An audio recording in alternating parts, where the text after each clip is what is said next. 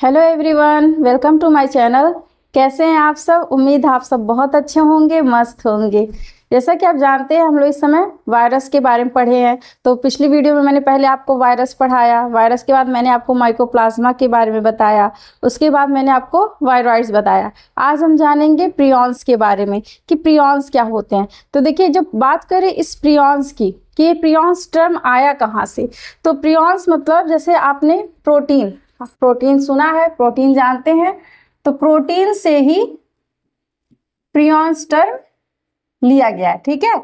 अब ये जो प्रियॉन्स है ये एक प्रकार का क्या है, नॉर्मल प्रोटीन है, जो कहाँ पर बनता है, हमारे नर्वस सिस्टम में, मतलब हमारे ब्रेन में जो नर्वस सिस्टम जो जनरेट होते हैं वहीं पर ही ये प्रियॉन्स बनते हैं। तो देखिए, जो प्रियॉन्स भी होते हैं ये भी दो प्रकार के होते हैं, एक होते हैं गुड प्रियॉन्स और एक होते हैं बैड प्रियॉन्स। मतलब जैसे एक साइंटिस्ट थे प्रोसिनर, उन्होंने सोचा कि ये जो प्रियॉन्स है, प्रियॉन्स आप जान ही रहे हैं क्या है, एक प्रकार का प्रोटीन है। जैसे यहाँ पर देखिए, prions are infectious agent composed of, मतलब ये क्या है, एक प्रकार के इन्फेक्शियस एजेंट हैं composed of only of protein, no DNA और नो आरएनए। मतलब ना ही यहाँ पे डीएनए होता है, ना ही यहाँ पर आरएनए होता है। तो फिर ये प्रियॉन्स कैसे इन्फेक्शियस होते हैं, कैसे ये अपने आप को रेप्लिकेट करते हैं। मतलब जो प्रोसिनर हैं उनके दिमाग में मतलब ये बातें चलती रहती है कि प्रियॉन्स कैसे रेप्लिकेट करते हैं और कैसे ये मतलब जो नॉन इन्फेक्टिव हैं वो इन्फेक्टिव कैसे हो जाते हैं। तो इसके लिए उन्होंने देखा कि जो प्रियॉन्स होते हैं, तो मान लीजिए ये आपका एक नॉर्मल प्रियॉन्स है, ठीक है, और एक ये बैड प्रियॉन्स है। तो ये क्या करेगा, इसके पास कैपेसिटी होती है कि इस नॉर्मल प्रियॉन्स से क्या होगा, अटैच हो जाएगा, जुड़ जाएगा, और जुड़कर इसको अपने ही जैसा इन्फेक्टिव बना लेता है। कैसे बनाता है, जैसे मान लीजिए यहाँ पर ये इन्फेक्टिव प्रियॉन्स है एक, ठीक है, और ये नॉर्मल प्रियॉन्स है। तो ये क्या करेगा, ये इससे बाइंड करेगा, इससे जुड़ जाएगा, और जब इसको इससे जुड़ेगा तो यहाँ पर अपने जैसा यहाँ पर यहाँ पर क्या बना लेगा, दो इन्फेक्टिव प्रियॉन्स बना लेगा। उसके बाद मान लीजिए फिर ये आगे चल के फिर ये दोनों जो बैड आपके प्रियॉन्स है वो फिर किसी दो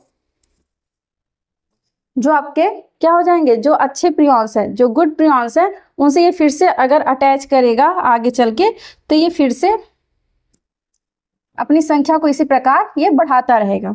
तो यहाँ पर अब ये जब ये दो से जुड़ेगा तो यहाँ पर क्या बन जाएंगे, यहाँ पर 4 आपके जो बैड प्रियॉन्स, मतलब जो बुरे प्रियॉन्स है वो बनकर तैयार हो जाएंगे। इसी प्रकार ये जो इन्फेक्शियस प्रियॉन्स है वो क्या करते हैं, अपनी संख्या को बढ़ाते रहते हैं, और जब बहुत ज़्यादा इनकी संख्या हो जाएगी तो ये क्या करेंगे, धीरे धीरे नर्वस सिस्टम को क्या करेंगे, डैमेज करने लगेंगे। वैसे जो गुड प्रियॉन्स है उनका मेन फंक्शन अभी तक अननोन है। वैसे लोग मतलब बताते हैं कि इसका मेन काम होता है सिनेप्सिस का, मतलब ये जो न्यूरॉन होते हैं उनको एक से दूसरे को जोड़ने का काम करते हैं, मतलब जो नर्व होते हैं उनको जोड़ने का काम करते हैं। लेकिन जो आपके ये जो बैड प्रियॉन्स है उनको क्या करेंगे, वो धीरे धीरे उसको डैमेज करना शुरू कर देंगे। अब जब डैमेज करेंगे तो हमारा नर्वस सिस्टम क्या होगा, प्रॉपर तरीके से काम नहीं कर पाएगा, जिससे हमारे मस्तिष्क पर क्योंकि सबसे ज्यादा न्यूरॉन कहाँ बनते हैं, हमारे ब्रेन में, तो सबसे ज्यादा अफेक्ट कहाँ पे डालेगा, हमारे ब्रेन में। तो इसको देखते हैं। तो प्रियॉन्स क्या है, तो प्रियॉन्स आर इन्फेक्शियस एजेंट। क्या है, इन्फेक्शियस एजेंट है। अभी मैंने जब आपको वायरॉइड्स बताया था, वायरॉइड्स, तो वहां पे क्या था, यहाँ पर सिर्फ जेनेटिक मटेरियल था, वो भी क्या था, सिंगल स्ट्रैंडेड आरएनए था। लेकिन प्रियॉन्स के पास क्या है, ओनली प्रोटीन। लेकिन कैसा प्रोटीन है, इन्फेक्शियस प्रोटीन है, क्योंकि ये प्रोटीन ही है। लेकिन अब प्रोसिनर के दिमाग में आया कि ये प्रोटीन है तो ये तो रेप्लिकेट कर नहीं सकता, क्योंकि रेप्लिकेट होने के लिए इसके पास या तो डीएनए या तो आरएनए होना चाहिए। लेकिन इसके पास ना डीएनए पाया जाता है और ना ही आरएनए पाया जाता है। तो ये अपनी संख्या को कैसे बढ़ाता है, तो अभी मैंने आपको बताया कि कैसे वो अपनी संख्या को बढ़ाता है। तो ये क्या करेगा, ये क्या है, आपका इन्फेक्शियस एजेंट है और कंपोज्ड ऑफ ओनली प्रोटीन, सिर्फ और सिर्फ किससे मिलकर बना होता है, प्रोटीन से। तो याद रखिएगा, P for prions, P for protein, इसीलिए वायरॉइड और प्रियॉन्स में कंफ्यूज मत होइएगा, क्योंकि वायरॉइड्स में सिर्फ RNA पाया जाता है और प्रियॉन्स में क्या पाया जाता है, सिर्फ और सिर्फ प्रोटीन पाया जाता है। और प्रियॉन्स क्या है, एक प्रकार का प्रोटीन ही है, क्योंकि हमारे जो नर्वस सिस्टम है वहाँ पर दो तरह के प्रियॉन्स, एक आपके जो होते हैं क्या, गुड प्रियॉन्स होते हैं जो नॉन इन्फेक्शियस प्रोटीन होते हैं, और एक आपके फिर वही बाद में जो मतलब अगर कुछ एबनॉर्मलिटीज़ की वजह से या फिर कुछ भी उसमें मेटाबॉलिक चेंजेस की वजह से क्या होता है, वो इन्फेक्शियस एजेंट में बदल जाते हैं। तो द टर्म प्रियॉन्स, अब ये जो टर्म प्रियॉन्स है वो किससे दिया गया, प्रोटीनेशियस इन्फेक्शियस पार्टिकल्स, क्योंकि देखिए जो प्रोटीन है वो आपका लिविंग तो है नहीं, मतलब कोई भी लिविंग मटेरियल नहीं है, ना ही उसमें कोई जेनेटिक मटेरियल है, तो इसीलिए इसको ऑर्गेनिज्म ना कह के क्या बोलेंगे, क्या है, एक प्रकार का प्रोटीनेशियस इन्फेक्शियस पार्टिकल्स है, मतलब इसको ऑर्गेनिज्म ना बोल के क्या बोलेंगे, पार्टिकल्स बोलेंगे। तो प्रियॉन्स टर्म किससे लिया गया है, proteinaceous infectious particles. Point by Stanley Prusiner, किसके द्वारा दिया गया था, प्रूजिनर के द्वारा दिया गया था। कब दिया गया था, 1982, मतलब जो स्टैनले प्रूजिनर थे उन्हीं के द्वारा 1982 में ये टर्म दिया गया था, मतलब ये प्रियॉन्स की खोज की गई, और इसके लिए पता है उनको नोबेल प्राइज भी मिला गया, मतलब इस डिजीज की खोज के लिए, मतलब इस प्रियॉन्स की खोज के लिए उनको नोबेल प्राइज भी दिया गया। They are responsible for slow, मतलब ये भी किसके लिए रिस्पॉन्सिबल होते हैं, ये भी बहुत इंपॉर्टेंट है, किसके लिए रिस्पॉन्सिबल होते हैं, तो responsible for slow progressive fatal neurodegenerative diseases, क्या होंगे, न्यूरो डिजनरेटिव डिजीजेस। क्यों, क्योंकि अभी मैंने आपको क्या बताया कि ये कहाँ पर जनरेट होते हैं, मोस्टली हमारे नर्वस सिस्टम में, तो ये क्या करेंगे, ये न्यूरॉन को धीरे धीरे क्या करेंगे, डैमेज करना शुरू कर देंगे, और जब न्यूरॉन को डैमेज करेंगे तो हमारा नर्वस सिस्टम क्या होता है, प्रभावित होता है, इसीलिए क्या करे, इसको क्या बोलेंगे, न्यूरो डिजनरेटिव, क्योंकि ये क्या करेगा, न्यूरॉन को डिजनरेट करने लग जाएगा, और इसी से एक बीमारी हो जाएगी जिसको बोलेंगे न्यूरो डिजनरेटिव डिजीज। अगर इसका स्ट्रक्चर देखें तो नॉर्मल सेलुलर प्रियॉन प्रोटीन, अब देखिए यहाँ पे जो नॉर्मल सेलुलर प्रियॉन प्रोटीन को हम लिख सकते हैं PRPC, ठीक है, क्या बोलेंगे, PRPC, मतलब PR मतलब आपके प्रियॉन्स हो गए, प्रियॉन्स, P फॉर प्रोटीन, और C चाहे कॉमन बोलिए चाहे सेलुलर बोलिए, और जो आपके एबनॉर्मल है वो क्या होंगे, PRPSC, ठीक है। तो यहाँ पर अब जो नॉर्मल होंगे तो यहाँ पर इनका क्या नाम हो जाएगा, PRP, तो यहाँ पर C दिया गया है, तो C मतलब क्या, कॉमन की बात कर रहा है, ठीक है। तो डिजीज की बात करें तो कॉजिंग प्रियॉन प्रोटीन्स को हम क्या बोलेंगे, जो डिजीज कॉज करेंगे तो उसको बोलेंगे PRPSC। तो यहाँ पर सबसे ज्यादा, यहाँ पर देखिए, misfolded protein that induce other normal to misfold causing chain reaction, मतलब ये यहाँ पे देखिए, अगर ये नॉर्मल जो आपके प्रियॉन्स है वो आपके क्या है, वो अल्फा हेलिकल होते हैं, लेकिन जब ये एबनॉर्मल हो जाएंगे तो उनमें इस तरह से आपको शीट लाइक स्ट्रक्चर ऐसे इस प्रकार दिखाई देने लगेगा, मतलब ये चेंज हो जाएंगे, ठीक है। तो ये हो गए आपके प्रियॉन्स के स्ट्रक्चर, कुछ इस प्रकार दिखाई देते हैं। अब इनका कैरेक्टरिस्टिक अगर फीचर्स देखें कि बात करें इनके कैरेक्टरिस्टिक फीचर्स की, तो इसमें क्या होगा, नो न्यूक्लिक एसिड, अभी मैंने आपको बताया कि यहाँ पर ना ही DNA पाया जाएगा और ना ही RNA पाया जाएगा, सिर्फ और सिर्फ क्या पाया जाएगा, ओनली प्रोटीन पाया जाएगा। Extremely resistant to heat, radiation and common disinfectant, किसके प्रति ये क्या होते हैं, रेजिस्टेंट होते हैं, मतलब जब हीट होगा, बहुत ज़्यादा गर्मी या फिर रेडिएशन या कॉमन डिसइंफेक्टेंट कोई रहेंगे तो ये बहुत ज़्यादा उसके प्रति क्या होते हैं, रेजिस्टेंट होते हैं। लॉन्ग इंक्यूबेशन पीरियड, मतलब इनका जो इंक्यूबेशन पीरियड है वो बहुत लंबा होता है, लंबा का मतलब क्या है, लेटेंट इन्फेक्शंस, मतलब बहुत लंबे समय के बाद ये अपने इन्फेक्शन, मतलब इनका जो बीमारी है, जैसे मान लीजिए अगर किसी में प्रियॉन्स बनना शुरू हो गए तो एक बैग वो लक्षण आपको नहीं दिखाई देंगे, मतलब धीरे धीरे वो करके अब बीमारियों को बढ़ाता है, मतलब धीरे धीरे करके वो बहुत सारी बीमारियों को कॉज करता है, क्योंकि ये सबसे पहले किसको प्रभावित करता है, हमारे नर्वस सिस्टम को। और आप जानते हैं जब नर्वस सिस्टम को प्रभावित करेगा तो अब नर्वस सिस्टम हमारे जो मोस्टली कहाँ, जो ब्रेन है, ठीक है, ब्रेन को ही कंट्रोल करते हैं। अब ब्रेन धीरे धीरे, अगर ब्रेन प्रभावित होगा तो उससे धीरे धीरे हमारे शरीर के सारे पार्ट प्रभावित होंगे, क्योंकि सबको जो भी मैसेज देना रहता है या फिर हम जो भी एक्टिविटी करते हैं वो सारा किससे करते हैं, हम अपने ब्रेन से ही करते हैं, उसी की हेल्प लेके, मतलब ब्रेन ही सबको संदेश देता है। लेकिन यहाँ पर जब वही धीरे धीरे डैमेज हो जाएगा तो इसीलिए इसको क्या बोलते हैं, लॉन्ग इंक्यूबेशन पीरियड। इनका इंक्यूबेशन पीरियड क्या होता है, बहुत लंबा होता है। Affect mainly the central nervous system, ये सबसे ज़्यादा किसको अफेक्ट करता है, सेंट्रल नर्वस सिस्टम, जिसको क्या बोलते हैं, CNS, मतलब CNS मतलब सेंट्रल नर्वस सिस्टम को ही सबसे ज़्यादा अफेक्ट करता है।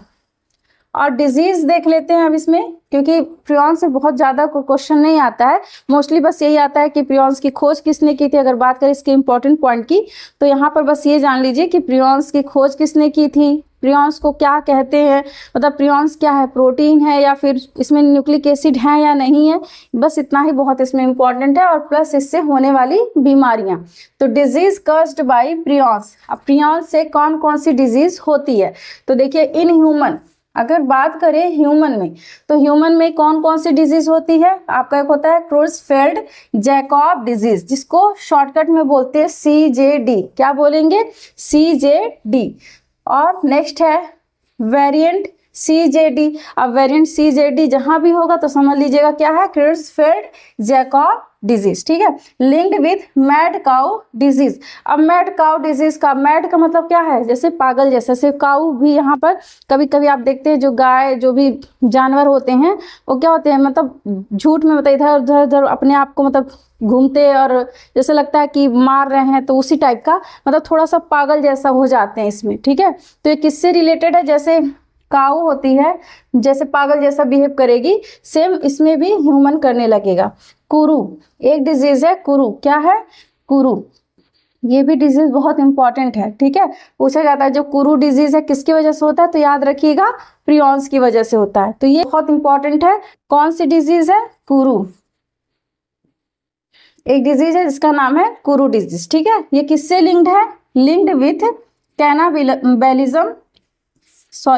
Cannibalism in Papua New Guinea, ठीक है। क्या नाम है इस बीमारी का, cannibalism in Papua New Guinea. तो और नेक्स्ट है एक डिजीज फीटल फैमिलियल इंसोम्निया, क्या है, फीटल फैमिलियल इंसोम्निया, ठीक है। इतने सारे जो डिजीज हैं वो किससे रिलेटेड है, ह्यूमन से, याद रखिएगा किसमें होंगे, ये सारे डिजीज किससे रिलेटेड है, ह्यूमन से हैं। नेक्स्ट आते हैं, फिर देखते हैं एनिमल में कौन कौन से डिजीज होते हैं। तो बात करें एनिमल डिजीज की तो इसमें देखिए एक आपका होता है स्क्रैपी, स्क्रैपी जो आप अभी यहाँ पर देखे होंगे PRPSC, SC का मतलब क्या, यही स्क्रैपी की बात कर रहा है, जो किसमें देखने को मिलता है, शिप में, भेड़ में, ठीक है। तो इसमें क्या होगा, इस डिजीज में कौन कौन से आते हैं, बोविन स्पॉन्जीफॉर्म इंसेफ्लोपैथी, जिसको शॉर्टकट में क्या बोलते हैं, BSE, क्या नाम है, बोविन स्पॉन्जीफॉर्म इंसेफ्लोपैथी। इंसेफ्लो मतलब इंसेफ्लॉन की बात कर रहा है, ब्रेन जो हमारा सर है, मतलब जो मेन ब्रेन है वो उसको हम क्या बोलते हैं, इंसेफ्लॉन बोलते हैं ना, तो सेम वही है इंसेफ्लोपैथी, जिसको शॉर्टकट में बोलेंगे BSE। तो ये क्या है, मैड काऊ डिजीज, ठीक है। एनिमल में उस डिजीज को नॉर्मली हम क्या बोलेंगे, मैड काऊ डिजीज। यहाँ पर जो गाय होती है वो थोड़ा पागलों जैसा बिहेव करने लगती है। नेक्स्ट है क्रोनिक वेस्टिंग डिजीज, जिसको जो किसमें होता है, डियर या एल्की में होता है, ठीक है। किसमें किसमें देखने को मिलता है, डियर या एल्की में देखने को मिलता है। कौन सा डिजीज, क्रॉनिक वेस्टिंग डिजीज, ठीक है। तो ये है इन एनिमल। तो अभी मैंने आपको बताया कि कैसे ये डिजीज होता है। तो मान लीजिए अभी मैंने बताया कि एक आपका ये प्रियॉन्स है, जिसको क्या लिखेंगे, PRPSC, सॉरी यहाँ पे PRPSC, PRPSC, ठीक है। ये आपका हो गया इन्फेक्शियस, मान लीजिए प्रियॉन है। अब ये प्रियॉन्स किससे आकर जुड़ेंगे? एक यहाँ पर मान लीजिए ये हेल्दी प्रियॉन है, मतलब गुड प्रियॉन है, जिसका नाम क्या है? PRPC, ठीक है, क्योंकि PC मतलब कॉमन बोल सकते हैं, ठीक है। तो ये हो गया आपके कॉमन या सेंट्रल।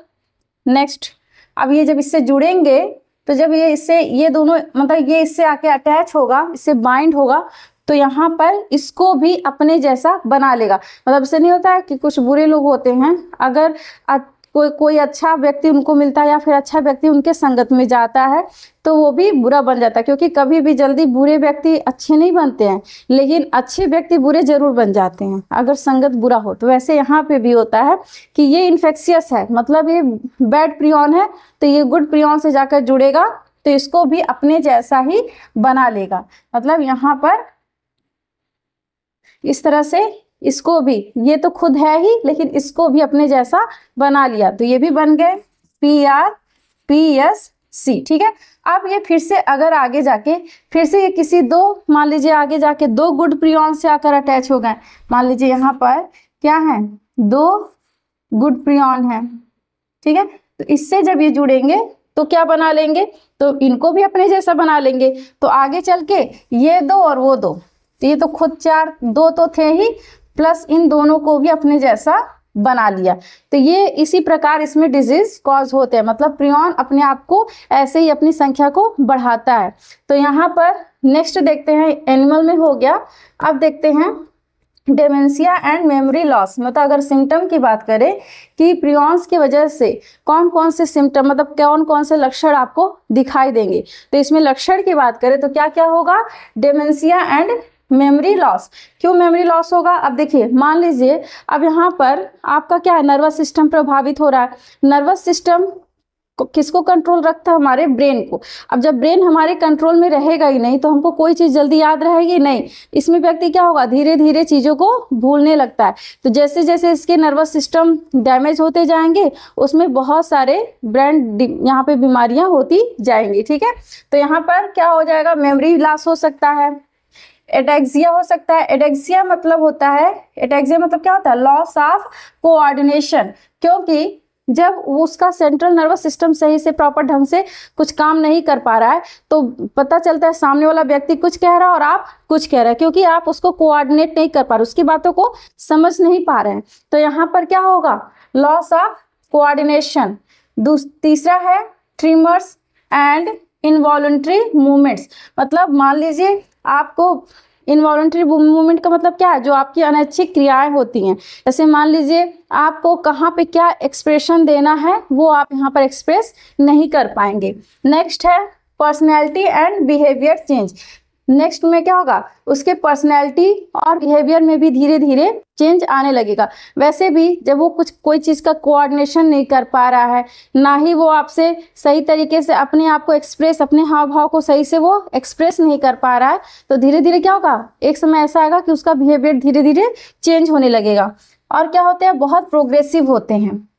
और न्यूरोलॉजिकल डिक्लाइन क्या हो जाएगा? लास्ट में जाकर प्रोग्रेसिव हो जाएंगे, और जो उनका न्यूरोलॉजिकल मतलब जो न्यूरोलॉजी है वो क्या हो जाएगा? डिक्लाइन हो जाएगा, जिसके वजह से लास्ट में व्यक्ति की मौत भी हो सकती है, मतलब व्यक्ति की क्या हो जाती है? डेथ भी हो सकती है। तो ये हो गया सिम्टम। अब जानते हैं ट्रांसमिशन, कि ये प्रियॉन्स जो होता है, मतलब जो प्रियॉन्स के द्वारा जो बीमारी का ट्रांसमिशन होता है वो प्रियॉन्स कैसे एक से दूसरे शरीर में पहुंचते हैं। तो यहाँ पर सबसे पहला है इंजेक्शन ऑफ कॉन्टामिनेटेड मीट। मान लीजिए आपने कोई मीट लिया, वो कैसा हो? कॉन्टामिनेटेड हो, मतलब प्रदूषित हो, उसमें कोई बीमारी ऑलरेडी पहले से ही इस प्रियॉन्स के वजह से हो, जैसे BSE बीफ, इसका शॉर्ट फॉर्म क्या हो जाएगा? VCJD, और इसका फुल फॉर्म मैंने आपको आगे बताया है। कमेंट में लिखकर बताइएगा कि इसका फुल फॉर्म क्या होगा CJD का, ठीक है। और ये किस में होगा? In humans. नेक्स्ट है कॉन्टामिनेटेड सर्जिकल इंस्ट्रूमेंट। मान लीजिए आपने कोई सर्जरी करवाई, ठीक है, तो जो इंस्ट्रूमेंट है वो प्रदूषित है, मतलब वो कॉन्टामिनेटेड है, किससे? प्रियॉन्स से। नेक्स्ट क्या हो सकता है? ऑर्गन या ब्लड ट्रांसप्लांट जो कि रेयर होता है, कि ऐसा नहीं है कि किसी व्यक्ति में प्रियॉन से मतलब उसको ऑलरेडी बीमारियां हैं, लेकिन अगर वो किसी को ब्लड डोनेट करता है तो उसको भी वो बीमारी होने के चांसेस होते हैं। लेकिन ये बहुत रेयर केस में होता है, क्योंकि ब्लड डोनेशन से पहले क्या होता है, उसकी जांच प्रॉपर तरीके से होती है। ठीक है, तो ये रेयर होता है। नेक्स्ट और क्या हो सकता है, जेनेटिक म्यूटेशन, या फिर यहाँ पर क्या होगा, जेनेटिक म्यूटेशन हो सकता है, जहाँ पर फैमिलियल प्रियॉन डिजीज, मान लीजिए एक फैमिली को है तो फिर उससे जो नेक्स्ट जो भी जनरेशन है उनको भी ये प्रियॉन से बीमारी होने के चांसेस होते हैं। अब इनका हम जानते हैं प्रिवेंशन एंड ट्रीटमेंट, तो हम इनसे कैसे बच सकते हैं या फिर इनका ट्रीटमेंट कैसे करा सकते हैं। तो देखिए, प्रियॉन से ट्रीटमेंट की बात करें तो अभी तक कोई ट्रीटमेंट इसके लिए बना नहीं है। मतलब हम प्रियॉन से की बात करें कि अगर किसी को कोई बीमारी हो गई है प्रियॉन से, तो अभी उसका कोई ट्रीटमेंट, प्रॉपर ट्रीटमेंट नहीं है। अभी भी उस पर क्या है, खोज जारी है, अभी भी इसका ट्रीटमेंट प्रॉपर मिला नहीं है। लेकिन बचाव की बात करें तो क्या कर सकते हैं, नो इफेक्टिव ट्रीटमेंट अवेलेबल, अभी भी कोई इफेक्टिव ट्रीटमेंट अवेलेबल नहीं है। प्रिवेंशन इज की, यहाँ पर सिर्फ क्या कर सकते हैं, सिर्फ बचाव कर सकते हैं, लेकिन होने के बाद हम उसको नहीं बचा सकते। होने से पहले तो उसका इलाज है, लेकिन होने के बाद उसका कोई इलाज अभी संभव नहीं है। तो इसमें क्या कर सकते हैं, अवॉइड इन्फेक्टेड मीट, क्या कर सकते हैं, इन्फेक्टेड मीट को हम अवॉइड कर सकते हैं। मतलब मीट ऐसा लीजिए, जो लोग मीट उठ खाते हैं वो ऐसा ले, मतलब वो पूरी तरह से डिसइंफेक्टेंट हो, मतलब उसमें कोई भी प्रदूषित कोई भी चीज़ें ना हो। Plus proper sterilisation of surgical instrument, मान लीजिए कोई व्यक्ति अपनी सर्जरी करवा रहा है या डॉक्टर जिसकी सर्जरी कर रहे हैं, तो जिस इंस्ट्रूमेंट का यूज़ कर रहे हैं उसको अच्छे से क्या करे, स्टेरिलाइज कर ले, मतलब संक्रमक रहित कर ले, तब जाके व्यक्ति की सर्जरी करें। ठीक है, तो ये हो गया इसका क्या, प्रिवेंशन एंड ट्रीटमेंट। तो आपको एक बार फिर से हम इसको समराइज कर दे रहे हैं। तो प्रियॉन्स क्या है, अभी मैंने बताया कि ये क्या है, एक प्रकार का इन्फेक्शियस प्रोटीन है। तो प्रियॉन्स भी एक प्रकार का क्या है, प्रोटीन ही है। तो प्रियॉन्स भी हमारे ब्रेन में, मतलब हमारे नर्वस सिस्टम में दो तरह के बनते हैं, एक गुड प्रियॉन्स और एक बैड प्रियॉन्स। जो गुड प्रियॉन्स हैं वो क्या करते हैं, अभी मतलब प्रॉपर नहीं पता है किसी को, लेकिन फिर भी कुछ साइंटिस्ट यही कहते हैं कि वो क्या करता है, सिनेप्सिस का, मतलब जो भी दो नर्व होंगे उनको जोड़ने का, जो नर्व होते हैं न्यूरॉन के, उनको जोड़ने का क्या करता है, ये काम करता है। ठीक है, एक से दूसरे को बाइंड करने का काम करता है। और जो आपके बैड प्रियॉन्स जो बनते हैं वो क्या करते हैं, ये इन्हीं से ही कुछ इसमें, मतलब कुछ भी थोड़ा सा डिसऑर्डर हो जाता है, या फिर थोड़ा सा भी इनमें बॉन्डिंग का या फिर किसी भी चीज़ का म्यूटेशन कुछ भी हो जाए इसमें थोड़ा सा, तो वो क्या होते हैं, वो बैड प्रियॉन में बदल जाते हैं। और जो बैड प्रियॉन है उनके पास कैपेसिटी होती है गुड प्रियॉन्स को अपने जैसा बनाने की, क्योंकि ये अपनी संख्या को बढ़ाएंगे तभी तो बीमारी कॉज करेंगे। तो इनके पास डीएनए आरएनए तो होता नहीं है, तो ये अपनी संख्या को कैसे बढ़ाते हैं, तो अपनी संख्या को ये गुड प्रियॉन से जाकर अटैच होते हैं, फिर उनको अपने जैसा बना लेते हैं और इसी तरह से अपनी संख्या को वो बढ़ाते रहते हैं। और ये टर्म किसने दिया था, प्रूसिनर ने दिया था, और इसके लिए उनको नोबेल प्राइज मिला था 1982 में। ठीक है, उसके बाद इसमें क्या हो जाएगा, इनका के प्रियॉन होते हैं। कैरेक्टरिस्टिक की बात करें तो इसमें न्यूक्लिक एसिड एब्सेंट होते हैं, और सिर्फ इसमें क्या पाया जाता है, प्रोटीन पाया जाता है। और इनका इंक्यूबेशन पीरियड भी क्या होता है, लॉन्ग होता है। डिजीज की बात करें तो ह्यूमन में क्रूसफेल्ड जैकॉब डिजीज होता है, जिसको शॉर्टकट में CJD बोलते हैं। ठीक है, और वेरिएंट CJD को, यही अभी मैंने आपको जिसका फुल फॉर्म पूछा था, तो इसी के आगे अगर CJD यहाँ पे V लग जाएगा तो ये हो जाएगा वेरिएंट CJD, मतलब वेरिएंट क्रूसफेल्ड जैकॉब डिजीज इसको हम बोल सकते हैं। ठीक है, जो किससे रिलेटेड है, मैड काउ डिजीज से। फिर एक इम्पॉर्टेंट है कुरू डिजीज। कुरू डिजीज भी आपका एक ह्यूमन डिजीज है। एक आपका आता है फेटल फैमिलियल इंसोम्निया। एनिमल में स्क्रैपी जो शिप में होती है, भेड़ में देखने को मिलता है। फिर है बॉविन स्पॉन्जी फॉर्म इंसेफ्लोपैथी आता है आपका, जो मैड काउ डिजीज जिसको हम बोलते हैं। और क्रोनिक वेस्टिंग डिजीज आता है, जो डियर और एल्की में देखने को मिलता है। सिम्टम की बात करें तो इसमें मेमोरी लॉस हो जाएगा, फिर एटैक्सिया हो जाएगा, उसके बाद या फिर यहाँ पर क्या हो जाएगा, यहाँ पे जो आपके ट्रिमर्स एंड इनवॉल्यूंटरी मूवमेंट्स हैं वो भी प्रभावित हो जाते हैं, ठीक है। फिर प्रोग्रेसिव हो जाते हैं या फिर न्यूरोलॉजिकल डिक्लाइन, जिसकी वजह से व्यक्ति की डेथ हो जाती है। ट्रांसमिशन की बात करें तो वो कॉन्टामिनेटेड फूड या फिर कॉन्टामिनेटेड जो भी सर्जिकल इंस्ट्रूमेंट है उसकी वजह से हो सकते हैं। रेयर केस में ब्लड डोनेशन से होते हैं। फिर प्रिवेंशन की बात करें तो इसके लिए अभी कोई भी ट्रीटमेंट की अगर बात करेंगे तो कोई भी अभी इफेक्टिव ट्रीटमेंट नहीं अभी तक हुआ है, अभी इसका खोज जारी है। लेकिन हम बचाव कर सकते हैं कैसे, कि हम जो मीट यूज़ कर रहे हैं उसको प्रदूषक रहित करें या फिर मतलब दूषित मीट ना खरीदें, मतलब उसको अच्छे से, या फिर मान लीजिए आप मीट ले रहे हैं तो उसको प्रॉपर ढंग से पका कर खाइए, ठीक है। और या तो क्या कर सकते हैं, जो हम सर्जिकल इंस्ट्रूमेंट जो यूज़ होता है उसको भी अच्छे से स्टरलाइज कर ले, मतलब उसको भी प्रदूषक रहित कर दें। तो आज के लिए बस इतना ही, मिलते हैं नेक्स्ट वीडियो में। Thank you.